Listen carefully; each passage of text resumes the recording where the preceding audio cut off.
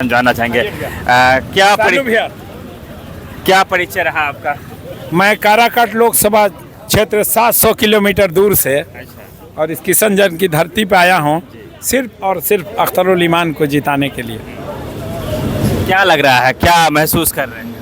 महसूस से नहीं करना है, आपको एहसास दिला दे रहे हैं कि आज ही आप मान जाइए कि अख्तरुल ईमान साहब जीत चुके हैं। 700 किलोमीटर दूरी से आपको कैसे एहसास हुआ कि अख्तरुल ईमान जीत रहे हैं? हम लोगों के साथ 32 साल जो हुआ है ना, वो हम ही लोग जानते हैं। बोरा दरी के अलावा हम लोग को कुछ नहीं मिला है, और अब मिला है तो नीतीश कुमार का एक आशीर्वाद। हम तो नीतीश कुमार का चरण स्पर्श करेंगे कि उन्होंने बता दिया है कि हम 20% हैं। अब उसके बाद कुछ बताना नहीं है। हिंदुस्तान के 80 सीट पे हम चुनाव जीतेंगे, इस बात को याद रखिए। सीमांचल के तमाम लोगों ने महसूस कर लिया है, पत्ता पत्ता जख्म है, दर्द डाली डाली है, पूरा सीमांचल पुकार रहा है कौन हमारा माली है, तो अख्तरुल ईमान का नाम आ रहा है, अख्तरुल ईमान का नाम आ रहा है, अख्तरुल ईमान का नाम आ रहा है। भाई क्लियर है। एक शेर याद रखिएगा कि इस दौर में एक ऐसा दौर आएगा, तालाब से मिलने समंदर आएगा। अख्तरुल ईमान जिंदाबाद जिंदाबाद जिंदाबाद। हुई है झंडा बरदारी, अब लेके रहेंगे हिस्सेदारी। बहुत हुई है झंडा बरदारी, अब लेके रहेंगे हिस्सेदारी। कोशिश किसी के राग या जाति कभी नहीं, सीधी जुबान हो तो बात बिगड़ती न कभी। अगर अख्तर ईमान साहब का इतनी जुबान सीधी है, इतने काम के लोग इतना यहाँ के सीमांचल के धरती उनके ऊपर कुर्बान देने के लिए तैयार है, तो आज उन्हीं को जीतना है और जीत के भी उन्हीं को आना है, और सब इसके लिए मुबारकबाद दे रहे हैं। आपका क्या परिचय रहा? मैं मोहम्मद अंजारुल हसन, जिला अध्यक्ष मुजफ्फरपुर, MIM जिला अध्यक्ष। मुजफ्फरपुर से आए हैं आप? जी हाँ, मैं मुजफ्फरपुर से आया हूँ जी। क्या अपील करना चाहेंगे किशनगंज की आवाम से? किशनगंज के आवाम से यही अपील करना चाहेंगे कि एक वक्त था कि अख्तरुल ईमान साहब को जदयू से टिकट मिला था लोकसभा जाने के लिए, और वो उस वक्त चले जाते, लेकिन उस वक्त उन्होंने महसूस किया कि एक आलिम दीन मौलाना इस्राइल हक कासमी का पार्लियामेंट में जाना ज़रूरी है। आज आवाम को तय करना होगा कि 2024 में सीमांचल के बेटा अख्तरुल ईमान को पार्लियामेंट जाना जरूरी है। ये यहाँ के आवाम को तय करना होगा। बहुत बहुत शुक्रिया। और माहौल दिख रहा है। सर क्या परिचय हो आपका? मेरा नाम अली अहमद रहमानी, पोठिया से हूँ। क्या कहती है पोठिया की जनता? पोठिया की जनता क्योंकि 25 साल से डॉक्टर जावेद को धो रहा है, यानी गोदी में लेकर खिला रहा है, कुछ नहीं हुआ। अब जाके देख लीजिए पोठिया का हाल, ऐसा बुरा करके रखा है बाप बेटा 40 साल से हुकूमत, 50 साल से हुकूमत करके। अब लोगों को ठाना है कि हम यहाँ से उसको हटाना है, उसको अपना डॉक्टरी करा के उसको अपने क्लिनिक में बैठाना है। पोठिया को लोग ने ठान लिया है। इंशाल्लाह अख्तर साहब को इस बार बड़े मतों से जिताएंगे इंशाल्लाह। कितने मतों से? 1 लाख वोटों से जिताएंगे इंशाल्लाह। 1 लाख वोट जिताएंगे जी इंशाल्लाह। क्या लगता है पोठिया के लोगों से आप मिलते हैं, चौक चौराहे में बैठते होंगे, चाय की दुकानों में जब आप चर्चा करते हैं, तो क्या बात निकल कर सामने पोठिया के लोग कह रहे थे कि हम लोग पिछले बार राहुल गांधी को प्रधानमंत्री बनाने के लिए जावेद को वोट किए थे, अब तो नहीं है। वो देखे 5 साल में ना सरकार बनी, हमारा ये सीट भी बर्बाद हो गई, ना कुछ किया ना किससे मिला, बस यही घुरे छुआ। पूरे भरास मौजूदा सांसद पर एनडीए के लिए कुछ नहीं बोलेंगे? एनडीए के लिए तो वो तो है ही नहीं हमारे रेस में ना भाई। बीजेपी कभी रेस में रहा है क्या किशनगंज में?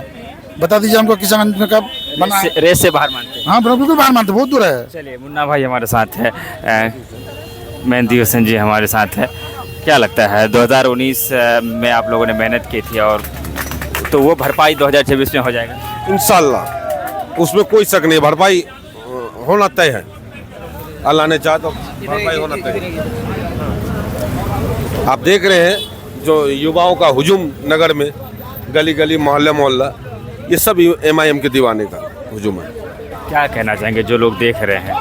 मैं सबसे यही कहूँगा कि आप लोग देश का हालात से वाकिफ़ हैं, हर एक चीज़ से वाकिफ़ है, बोलना जरूरी नहीं है। अपने अकल का, अपनी सोच का, अपने समझदारी का सबूत पेश करें, और MIM में पतंग में वोट डाल करके अख्तरुल ईमान को कामयाब करें, वरना पछताने के सिवा कुछ नहीं रहेगा। क्योंकि क्या कह रहे थे, बोलिए। मैं अब्दुल रशीद जी, कहाँ से?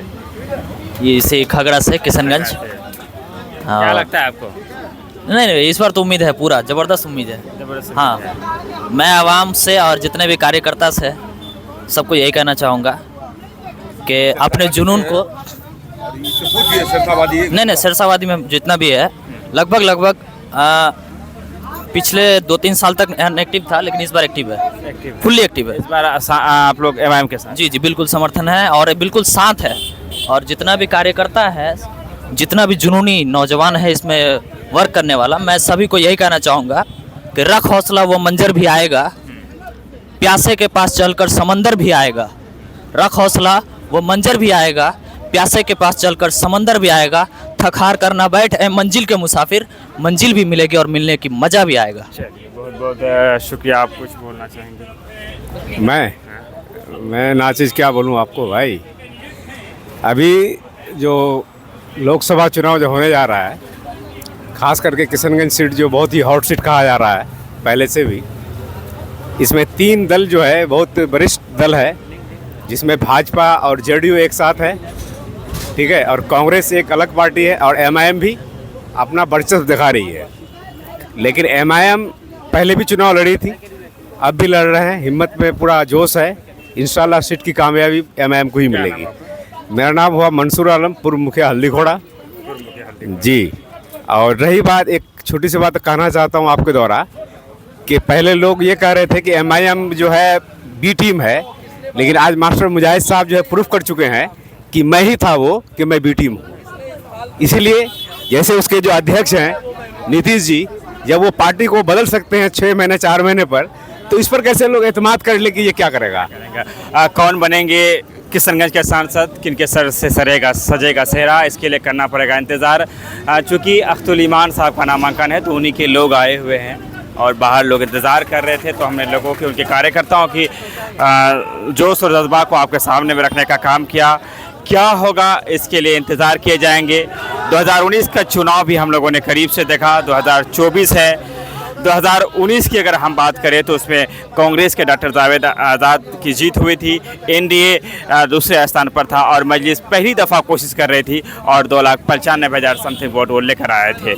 इस बार क्या होगा, आप कहां से है, आप अपनी जगह के साथ अपनी प्रतिक्रिया ज़रूर दें। अगर आप किशनगंज से है तभी किशनगंज के राजनीतिक मामलों में टिप्पणी करें, अन्यथा आप दूसरी पोस्ट पे आ जाए। ये खबर सिर्फ किशनगंज वालों के लिए है। अब विदा लेते हैं आपसे, धन्यवाद, शुक्रिया, आदाब।